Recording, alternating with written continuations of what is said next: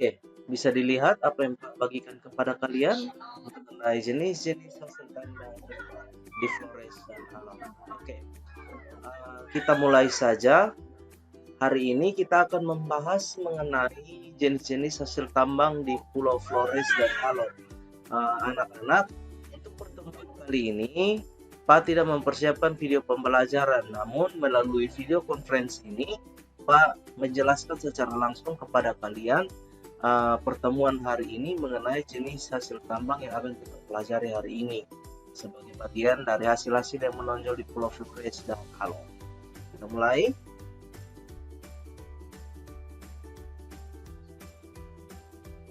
Oke, kalian bisa melihat di bagian yang halaman 12 sebelum halaman 13 itu disebutkan anak-anak di kepulauan atau jumlah hasil tambang di Pulau Flores dan Alor itu belum diteliti dan diusahakan secara maksimal. Untuk menambang dibutuhkan biaya yang sangat mahal. Anak-anak, dimaksudkan dengan yang belum diteliti ini adalah kadar atau kandungan dari hasil tambang yang ada di Pulau Flores dan Alor. Itu belum diteliti secara mendalam dan belum diketahui jumlahnya tuh ada berapa, kira-kira misalkan kandungan emas, tembaga dan lain sebagainya, itu belum diteliti atau diketahui jumlah kandungan atau besarannya yang ada di Pulau Flores dan Alor, sehingga hal tersebut belum diusahakan secara maksimal. Dan juga karena itu juga anak-anak, untuk menambang ini dibutuhkan modal yang tidak sedikit atau biaya yang mahal. Jadi mereka perlu meneliti dulu untuk bisa menempatkan modal yang tepat ketika mereka mulai mengusahakan satu lahan atau menambang satu hasil bumi di dalamnya. Jadi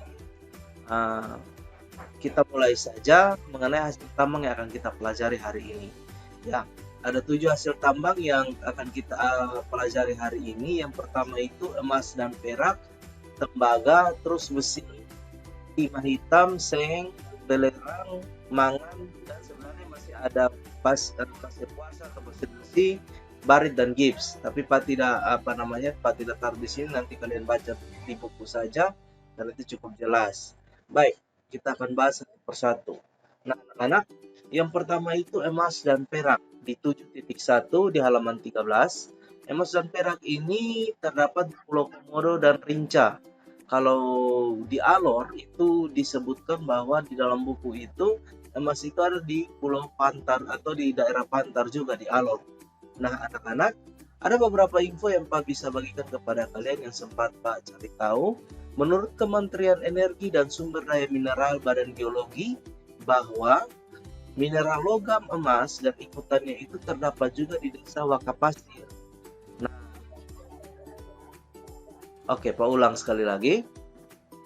Menurut info dari Kementerian Energi dan Sumber Daya Mineral, Badan Geologi Bahan Galian Mineral Logam,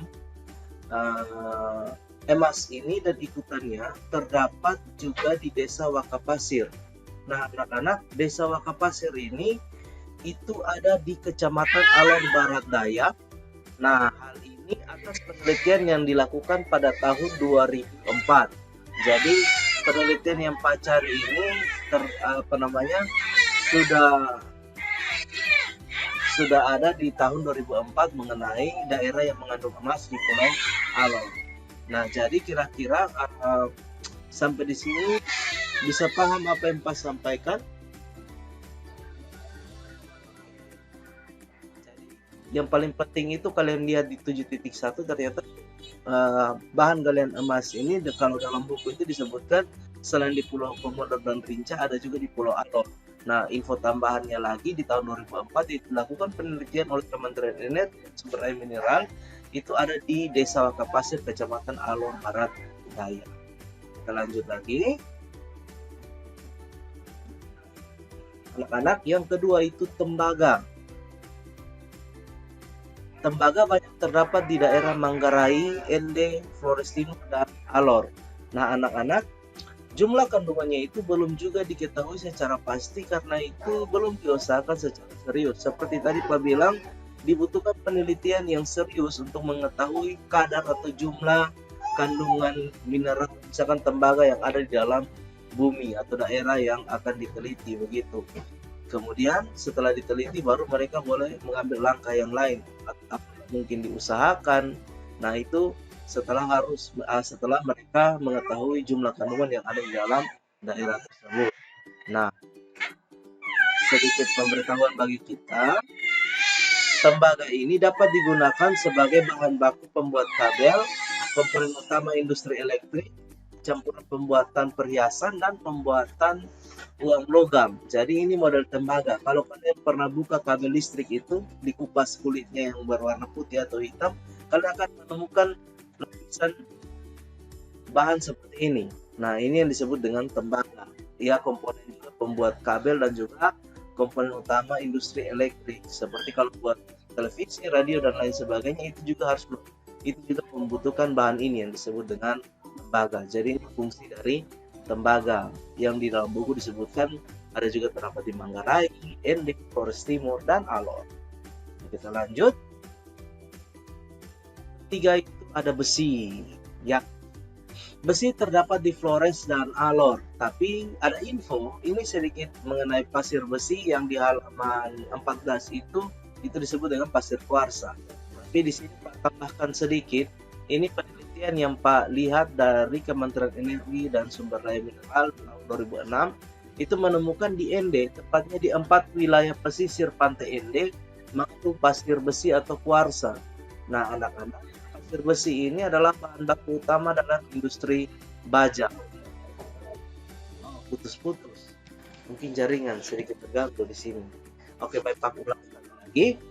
Besi terdapat di Pulau Flores dan Alor, tapi Pak tambahkan di sini, Pak masukkan juga dengan pasir besi yang ada di halaman 14. Sebenarnya itu sendiri, tapi Pak masukkan di sini menambah dari penjelasan tersebut. Ada yang sedikit Pak sampaikan di sini yang sudah Pak cari. Penelitian oleh Kementerian Energi dan Sumber Mineral tahun 2006 itu menemukan di Ende ada 4 wilayah pesisir atau pantai di Ende yang mengandung pasir besi. Jadi pasir besi ini adalah bahan baku utama dalam industri baja begitu. Ya. Nah, anak-anak, sebelum kita masuk di bagian yang keempat, kira-kira apa yang Pak sampaikan ini bisa dipahami dan dimengerti? Oke, kita lanjut. Nah, yang keempat, timah hitam dan seng. Bagian yang keempat, oke, bisa dilihat di slide di situ. Timah hitam dan seng terdapat di Manggarai Timur, Kecamatan Riung Ngada. Sedangkan ada juga Kecamatan Maurole di Ende, Kecamatan Pagasika, Pulau Lomlen, Lembata, dan Alor. Ini timah hitam dan seng. Nah, anak-anak, ini model timah hitamnya seperti ini. Kalau ada yang bertanya, Pak, timah hitam itu digunakan seperti apa? Kebetulan Pak sudah cari dan Pak menemukan bahwa timah hitam ini bisa digunakan sebagai pelapis kabel listrik bawah tanah. Nah, pembuatan pipa dalam industri kimia, pembuatan komponen aki, pelapis pipa dalam air, bahan untuk membuat cat, bahan dalam industri senapan, dan lain-lain. Jadi itu manfaat atau kegunaan dari timah hitam. Kita lanjut lagi. Nah, yang kelima ada belerang. Anak-anak, belerang ini terdapat di seluruh pegunungan yang terdapat di Pulau Flores. Bukan seluruh pegunungan, tapi gunung berapi, Pak jelaskan lagi. Nah, anak-anak, ini menyambung dari pembelajaran kita waktu lalu mengenai dataran tinggi yang ada di Pulau Flores dan Alor. Kalau ada yang masih ingat mengenai pembelajaran kita di situ, Pak sempat menjelaskan ada beberapa gunung berapi. Nah, gunung berapi ini yang menghasilkan bukan hanya tanah vulkanis, tapi juga ada belerang di dalamnya. Nah, kalau yang masih ingat, ada banyak sekali gunung berapi yang terdapat di Pulau Flores dan Alor, karena Pulau Flores dan Alor itu tergolong dalam atau masuk dalam jalur Mediterania Sunda atau jalur gunung berapi di Indonesia. Jadi Pulau Flores itu terdapat di dalamnya itu banyak sekali gunung berapi.